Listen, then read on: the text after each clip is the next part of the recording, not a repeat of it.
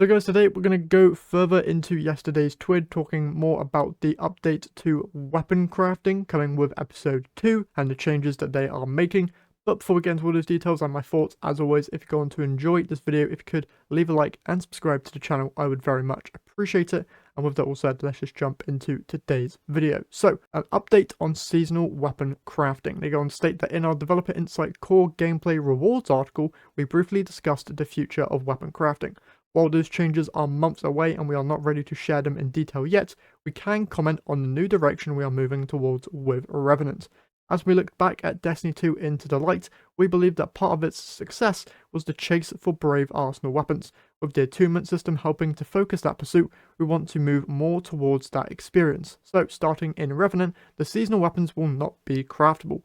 Perks can still be enhanced using extra materials, and there will be upgrades to unlock as you play the episode to target specific weapons and get extra perks per column. We believe the activities in episodes work better when built around the gear chase, rewarding you with more than other activities and unlocking improvements like vendor focusing to help you get your desired roles, or even the option to get more perks in a given column. Crafting will remain a way for players to get the role they desire, and it's not going away, as you can see below, but for some time the value of individual weapon drops in the God Roll pursuit has been replaced, if not nullified, by whether or not they dropped with Deep Sight activated. We hope this change will revitalise the passion to hunt down new weapons.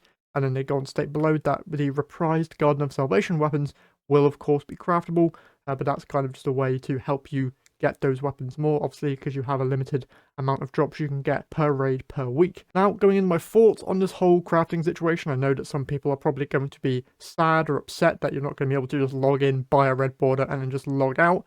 But to me, this is a great change. For a while now, like they stated, getting new loot hasn't really been all that interesting, because you literally just buy a red border from a vendor each week, and then you just have nothing to do for the rest of the week, because there's no point trying to get a red border to randomly drop when you can just wait another week to buy another guaranteed one from a vendor. And also just buying 5 red borders and then just being able to craft the perfect god roll removes some of the fun from the game.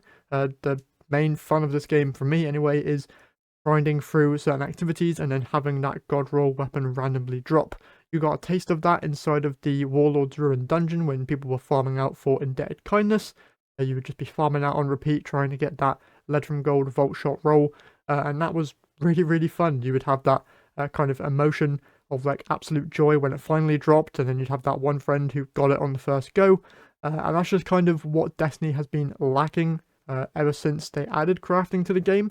And now with them stating that this alone being the main reason that Into the Light was successful, I think is a bit wrong, really, because I feel like although having these weapons not be craftable definitely helped with us wanting to or needing to go and play the game more, I feel like the main reason that people wanted these weapons was because, one, they are very well-known weapons. You had Midnight Coup, Hammerhead, Recluse, Luna's Howl, all weapons that we have wanted back for a while now, and also they were shiny, which helped a lot. If you don't know, Into the Light, if you played during that time, sometimes you would get a weapon and it would be shiny, so it would have a unique ornament that is no longer available in the game. And to me, that was the main reason why people grinded these weapons, so that then you could flex that you got a unique version of the weapon. Now, me personally, I hope that they do bring back these shiny weapons, not obviously the ones that are in Into the Light, but they add new weapons with a new exclusive ornament that is only available for a set amount of time. This was the main reason I grinded out certain stuff, and those weapons came with additional perks. And the weapons themselves were just really good. You still see people using Midnight Coup, Luna's Howl, Edge Transit, because they're just really good weapons now with very good perks. And if you've got a shiny one, that's just an even bigger flex, which is what this game really needs. Something that you can be excited about showing people and just using in general. The last couple of seasons, I'm not going to lie, the weapon choices haven't really been all that great, especially this last season.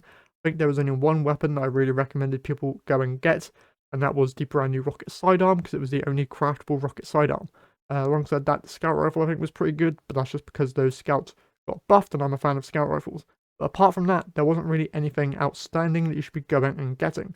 Now, looking at the seasonal offerings for this upcoming episode, some of these weapons do sound really good. You're getting a new stasis rocket assisted frame sidearm, there's a brand new stasis legendary glaive, whole load of other interesting and unique weapons coming with this episode, so definitely some stuff that you should be going after.